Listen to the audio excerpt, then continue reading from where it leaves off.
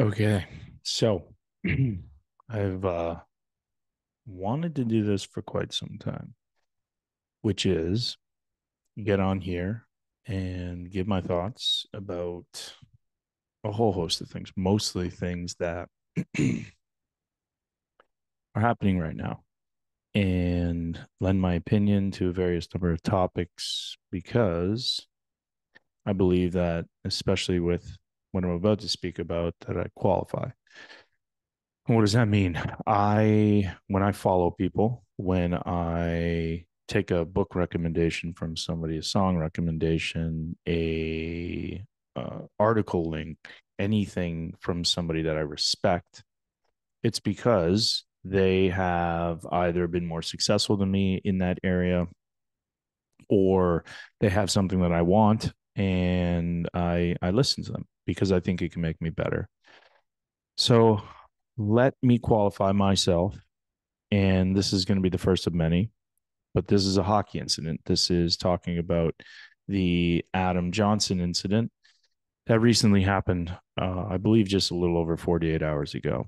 And the comments that I've made on X, the comments I've made on Instagram, two extremely different platforms. X, extremely negative, and you have to guard your energy and yourself against the armchair experts that are going to come after you and not care that I played well over 600 NHL games, that I played 12 years professionally. I had 164 fights, and that I won two Stanley Cups with the Chicago Blackhawks. And I'm one of very few players who actually had four opportunities to go to the finals with three different teams. And I lost twice, I won twice. Now, why does that qualify me to speak about a hit that was unintentionally dirty? I'll call it.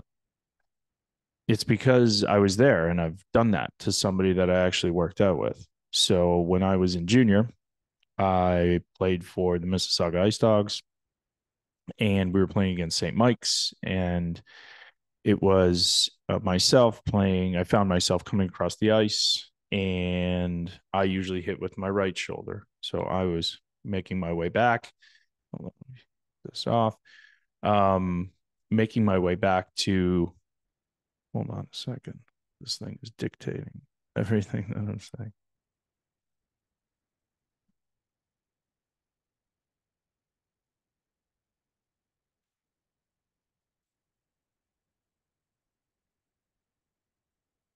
Okay. First time woes.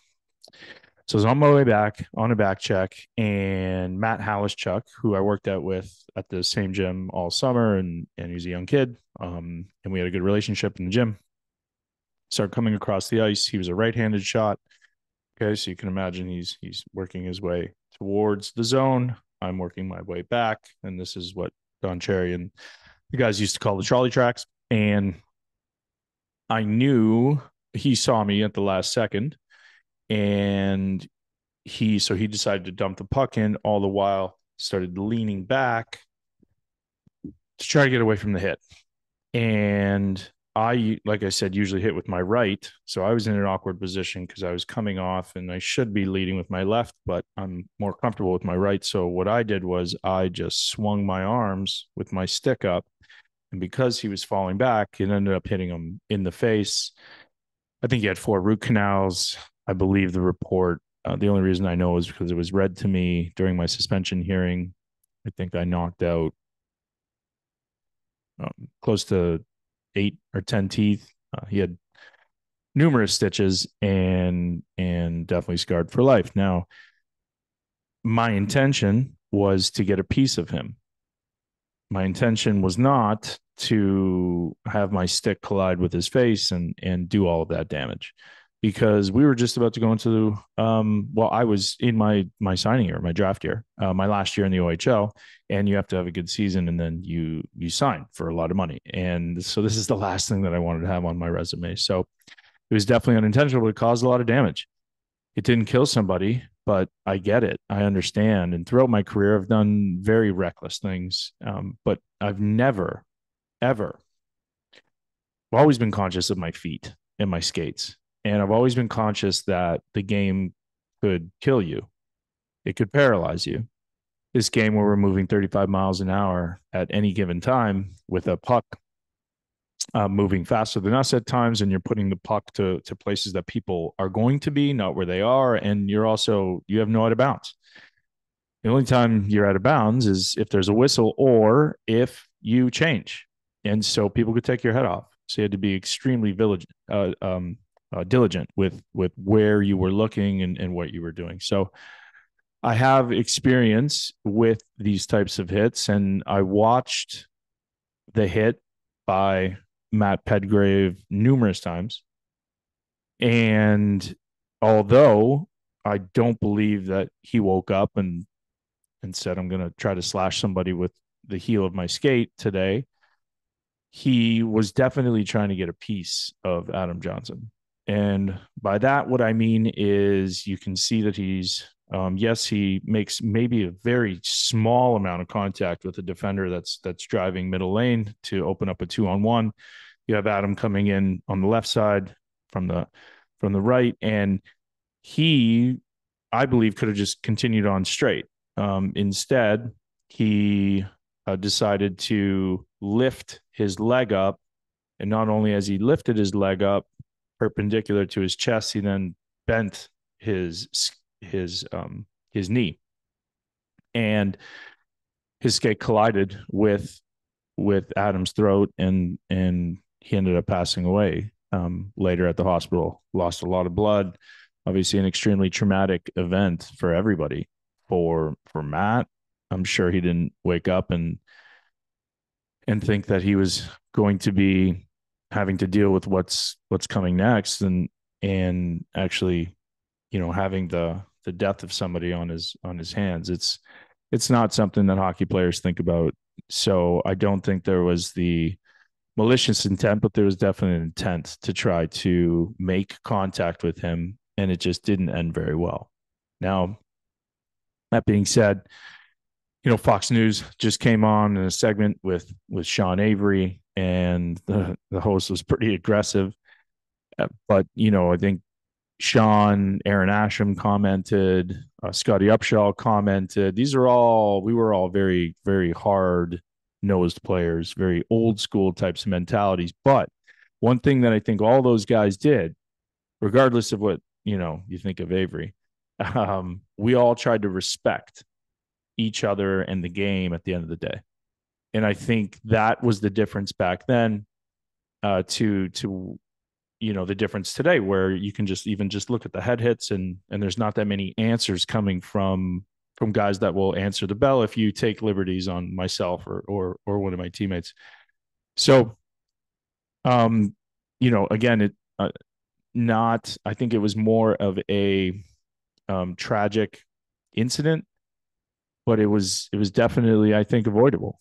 And there's going to be, and there already are. I mean, you can go on Twitter. I made a post today, and there's so many differing opinions. But what I will say is, if you've never played the game of hockey at a very high level, where you're moving at 30 to 35 miles an hour, and you react, if you are thinking in pro sports and not reacting and living in the moment, so to speak, in that flow state, then you are going to hurt yourself, somebody else.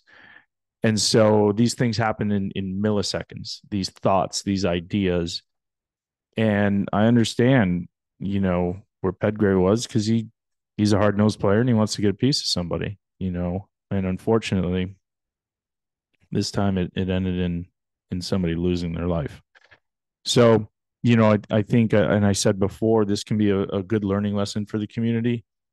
I believe that when the Johnsons are ready and the parents are able to, speak about this, and, a death of a child, I'm sure, never goes away. But can it be used as a tool? Can it be used as a teaching tool?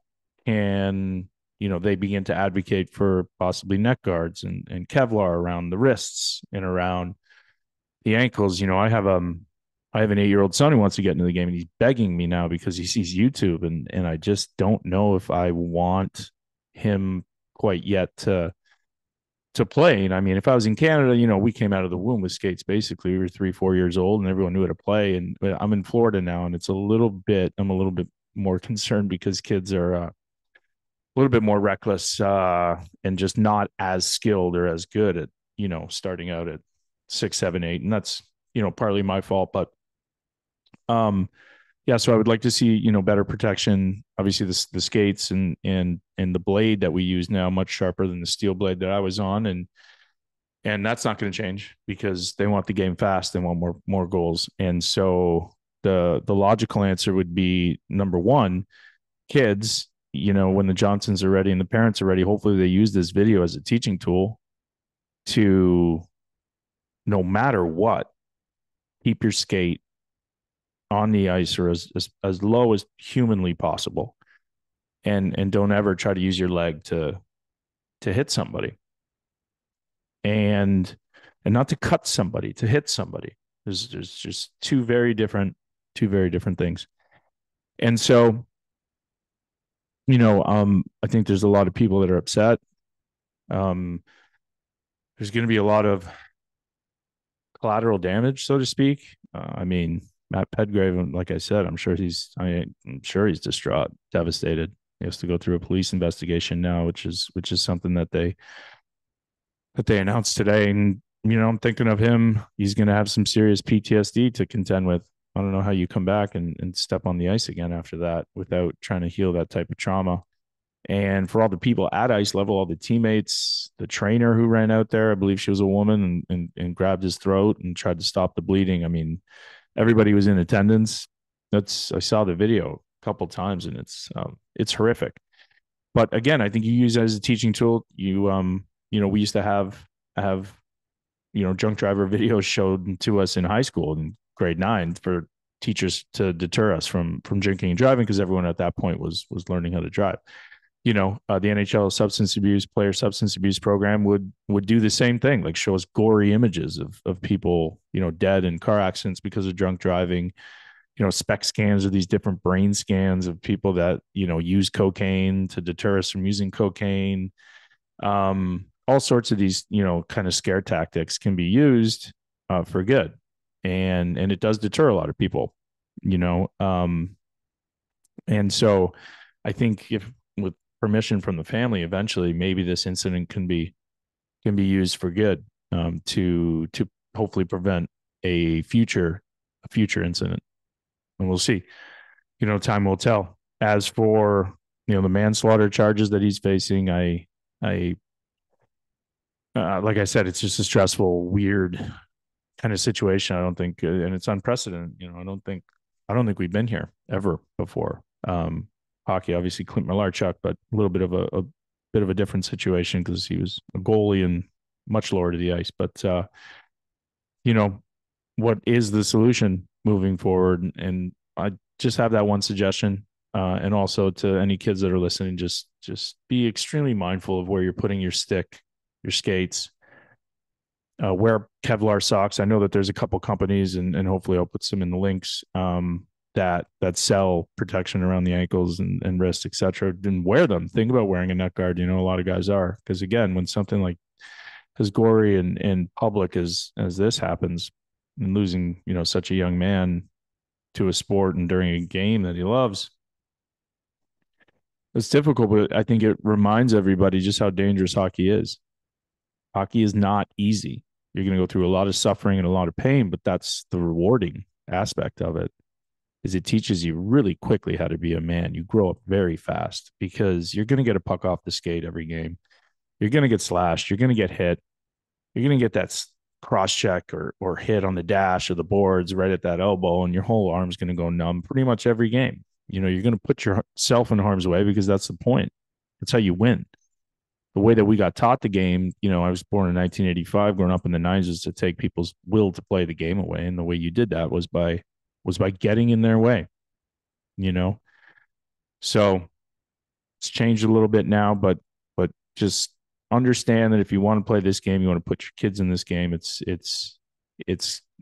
not an easy game to play, but it is a lot of fun, and it can be extremely rewarding for sure. and it teaches a lot of life skills like attention to detail and helps with cognitive processing and sportsmanship, how to play within a team, how to never say I and always we. It's it taught me a lot. Taught me a lot about how to be a good sharp businessman, work ethic, and especially I think I said it before, but just attention to detail, attention to every single detail. And so my thoughts go out to the Johnson family. My thoughts go out to Matt Petgrave. My thoughts go out to anybody that was affected and on the ice that night. Timekeepers, referees, trainers, teammates, family members that were there, fans that were there. Um, understand and take a step back, take some time to recover and make sure you deal with what you saw. And hopefully hopefully the Johnsons will in due time have some peace. Thinking about them. Thanks, guys.